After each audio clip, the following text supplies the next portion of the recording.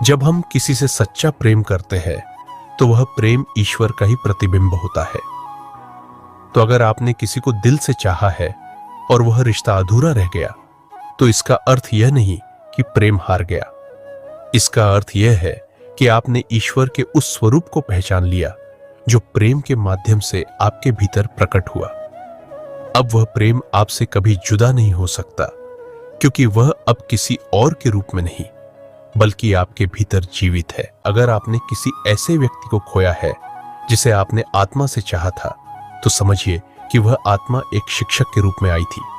उसने अपना कार्य पूरा किया और अब वह चला गया। किसी से प्रेम करना केवल उस व्यक्ति के साथ रहने की इच्छा नहीं है।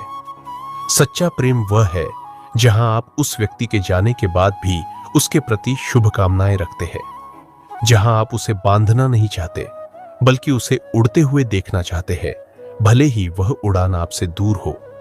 यही त्याग है, यही सेवा है और यही प्रेम का सर्वोच्च रूप है। आपने जिस आत्मा से प्रेम किया वह अब भी आपके भीतर जीवित है, स्मृतियों में नहीं बल्कि आपकी समझ, आपकी संवेदना और आपकी चेतना में। उसका प्रेम अब आपकी दुआओं में है, आपकी मुस्कान में है और उन शब्दों में है जो आप अब दुनिया को देते हैं।